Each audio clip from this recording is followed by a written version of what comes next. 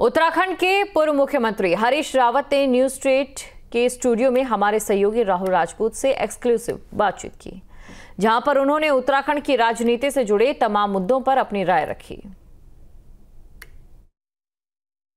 नमस्कार, मैं हूं राहुल राजपूत और आप देख रहे हैं न्यूज स्टेट उत्तर प्रदेश उत्तराखंड।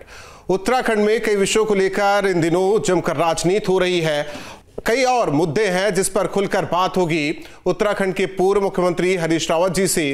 हरीश रावत जी हमारे साथ स्टूडियो में मौजूद है। पहले तो आपका न्यूज स्टेट के इस स्टूडियो में स्वागत है। सवाल आपसे शुरू करेंगे, जो ताजा अगर राजनीतिक घटनाक्रम देखे, जो कहा भू कानून बना दिया, अब इससे मजबूत क्या होगा? जब सारी जमीनें बिक गई तब भू कानून लेकर गया है। गांव-गांव में जो है वो बन गए लोग, एजेंट बन गए और जमीनें बिक गई।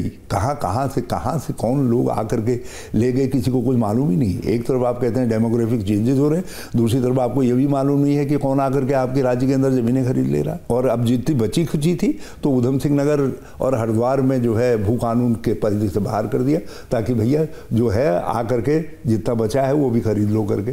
तो ऐसा तो इनका भू कानून है।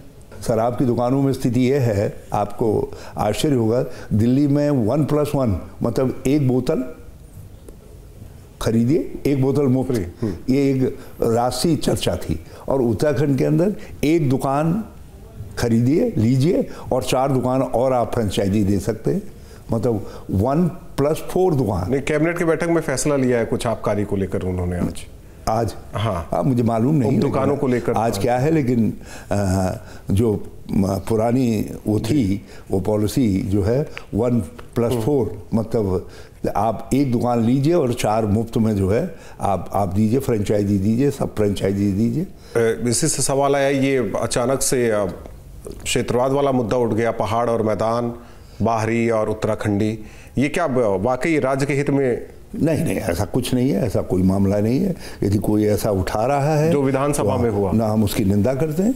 हाँ, एक व्यक्ति ने प्रलाप कर दिया, बड़ा अपमानजनक प्रलाप किया और वो उनकी कुत्सित मानसिकता को प्रकट करता है। उन्होंने बहुत ही खराब निंदाजनक बात कही और राज्य के बुनियाद पर चोट की, उत्तराखंड पर चोट की, उत्तराखंडियत पर चोट की। उसके लिए उसको क्षमा नहीं किया जा सकता है, लेकिन एक व्यक्ति के अपराध का अर्थ ये नहीं है कि राज्य के अंदर इस तरीके की भावना है। हमने तय किया है उत्तराखंड के लोगों ने आज से 25-30 साल पहले संघर्ष के दौर में कि हम उत्तराखंडी छों, न मैदानी न पहाड़ी न गढ़वाली कुमाऊनी, हम उत्तराखंडी छों, मतलब हम सब उत्तराखंडी हैं।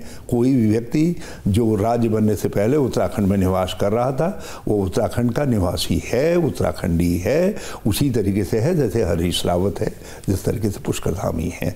और कोई व्यक्ति इस भावना को चोट पहुंचा रहा है, कमजोर कर रहा है, तो उसकी निंदा करते हैं। आपने 10 लाख का इनाम भी रखा है किसी बात को लेकर कि ये साबित कर दे बीजेपी वाले तो 10 लाख रुपए भी देंगे आप।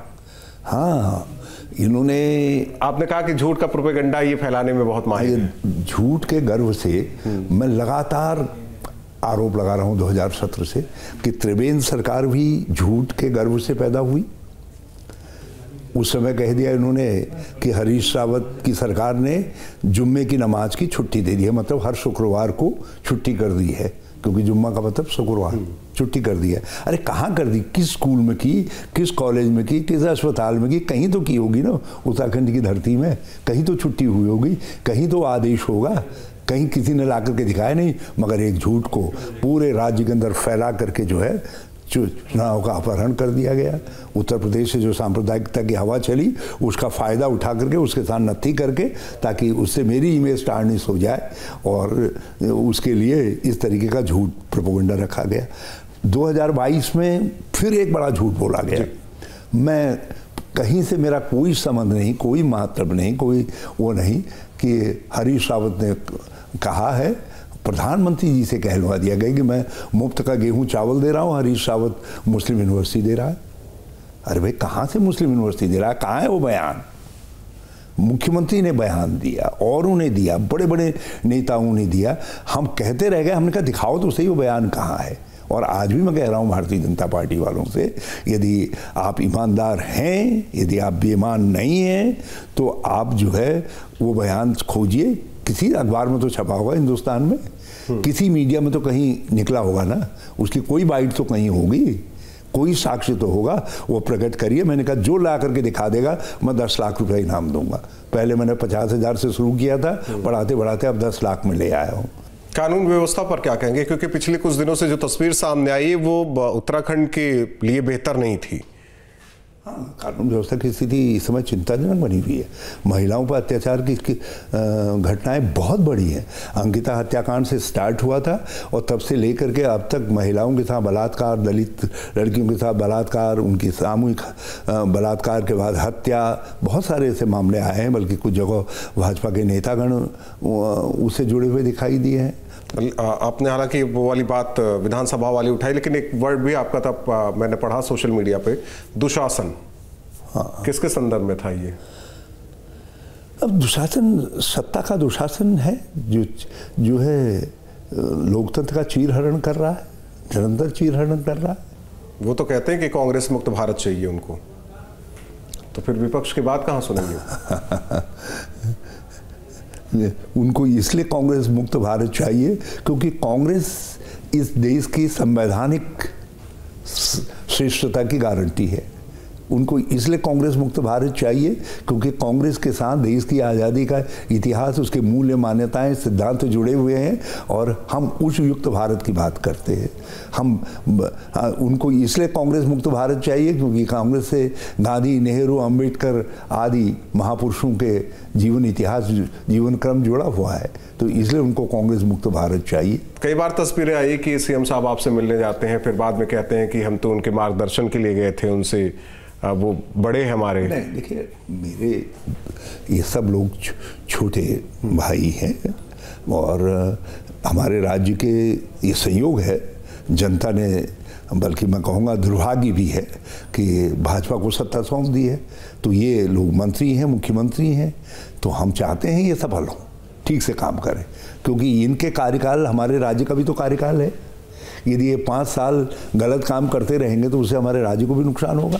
तो मुझसे जब भी मिलते हैं मैं इनको शुभकामनाएं देता हूँ, इनको शुभकामनाएं देता हूँ। जनहित से जुड़ा एक सवाल है, यदि कभी थोड़ा बहुत भी कुछ कोई अच्छा कर देता है तो मैं वाह भी कह देता हूँ, ऐसा नहीं है। जबकि कभी कभी उससे मेरी पार्टी के लोग नाराज हो जाते हैं, लेकिन मैं ये समझता हूँ कि मेरी उम्र मुझसे ये कहती है यदि कोई अच्छा काम कर रहा है और मेरा विरोधी भी है तो मैं उससे कहूँ शाबाश।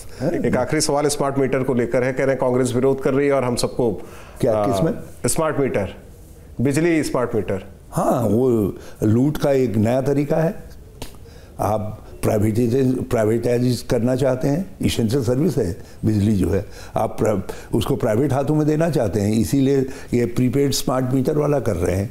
एक बार ये प्रीपेड स्मार्ट मीटर लगेंगे, हो सकता है एक आध साल न एक आध महीने बिजली के बिल कम आएंगे, लेकिन धीरे धीरे जो है जिस तरीके से जियो के रेट बढ़ते गए हैं उसी तरीके से बिजली के रेट भी बढ़ते जाएंगे और सारे लोग इनके चंगुल में फंस जाएंगे। तो इसलिए प्राइवेटाइजेशन के विरोध में और इसेंशियल सर्विसेज और जनता के ऊपर इससे भविष्य में भार बढ़ेगा, इसलिए हम प्रीपेड स्मार्ट मीटर का विरोध कर रहे हैं। कांग्रेस लॉक स्टॉक बैरल इस स्मार्ट मीटर को जो है कूड़े के दान में फेंक देना चाहती है। बहुत बहुत धन्यवाद हरदा जी।